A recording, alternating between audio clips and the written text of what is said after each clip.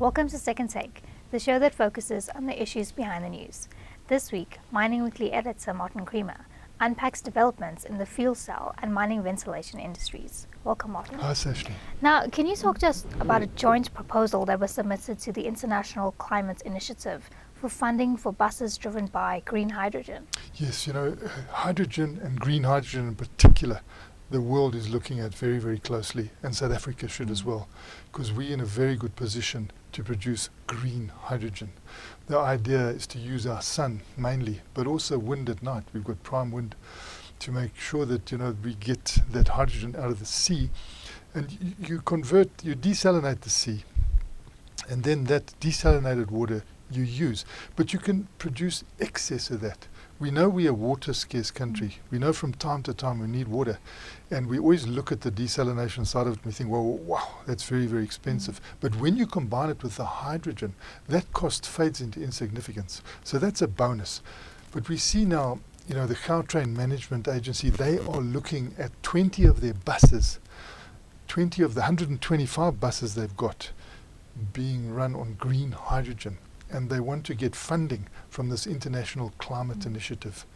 And Enetrach is one of the companies that are involved, very well versed in this. So, we've got good partnerships looking to do things in South Africa. They will be successful, but it behoves us to have buses that don't spew terrible diesel fumes. We just know that those are carcinogenic. We shouldn't have them around the place. The whole world is saying, please don't do this because it aggravates the whole global warming situation. So here's an opportunity for us. And it's lower cost. It's a situation where you're coming down the cost curve and all this, but you're also protecting your foreign exchange. Can you imagine if we didn't have to import all the oil that we do? All that oil comes in, all the money goes out. You don't have to do that if you're producing a fuel locally. And how magnificent if that fuel is clean, green and cheaper. So I think it's a no-brainer. And can you unpack the suggestion by Minerals Council CEO Roger Baxter? He says that existing transport systems should be used as a foundation to build South Africa's fuel cell industry. Exactly. We've got transport systems, we've got these buses, and you think, well, that's a good place to start. It's a great point of entry because these are passenger vehicles that should be clean and green. They're also passenger vehicles that are big enough to make an initial thrust into investment in hydrogen refueling, because buses take a particular route. So you can have one refueling station, and that's where the buses can continually get their hydrogen from. And we know that the hydrogen technology is fantastic. The Germans have made sure that hydrogen, which is a gas and which people were scared of, becomes oil-like. So because it's oil-like, you can treat it as you treat oil. And all those facilities that you use, you don't have to invest in new ones. You just have to prepare them to receive this oil-like substance. And Minerals Council South Africa is looking at this and saying, we've got so many things going for us. We've got the sun, we've got the wind, we've got the platinum, we've got the opportunity of provincially owned bus systems, so you can take a government decision. So they are talking to the province in Gauteng, and they're looking at Rea Vaya. They're saying, couldn't this be a great starting point? Obviously, the other metropolitan areas as well, but let's try this with Rea Vaya. We do so much, because when you go for green energy, you're going for what the world wants at the moment.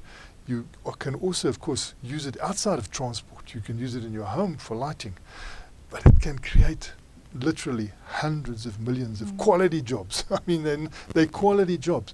And at the same time, generate wealth. It's a wealth creator. So it's just a direction we should go in. And the Minerals Council of South Africa has acknowledged this and saying, look, a point of entry can be these buses. You can see in Canada, buses are driven by hydrogen.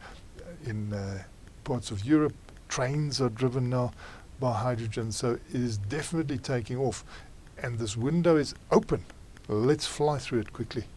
And moving on to mining ventilation, and HySA Infrastructure is offering private sector mines low-cost and safer ventilation systems. It's incredible that you saw HySA advertised in Mining Weekly this week, that they can give hydrogen-based ventilation to mines, which are much healthier, much safer. And, when you think of the mining industry and the diseases that it's caused over the years by not making sure that ventilation is at best levels, you feel that they've got no option but to take up this opportunity, particularly the platinum mines, because platinum is saying to the world, we can clean your air. Well, how hypocritical if you don't even clean your workers' air, and they're going in underground into a situation where they are really, with the diesel fumes, you're subjecting yourself to carcinogenous problems. So they have no option but to take us up. And when you think that Hydrogen South Africa infrastructure, which is part of that big Hydrogen South Africa strategy that we've got, is now in the final phase of three 5-year segments. So it's a 15-year plan strategy, and we're in the last phase now. You can see that the people are coming forward with solutions, but how far-sighted South Africa really was. To start 15 years ago, they saw this. So we've been no slouches when it comes to the hydrogen age. But you need that final thrust, and hopefully, we'll see it. And it's got to come from government. It's got to come. Well, we've seen the government playing a good role with HySA. Now we should see the private sector latch onto that and say, hey, what have you got for mine ventilations? Why do you say this is better? How much is it going to cost? And, often it's a business case. You're getting it at either a competitive cost or lower cost as they're advertising there. So I think that the mines are obliged to take this up, particularly the platinum mines. Thanks for speaking with us, Martin. It's a great pleasure, Sashni. That's it for today. Join us again next week for more news analysis on the local and global mining industries. And don't forget to listen to the audio version of our Mining Weekly daily email newsletter.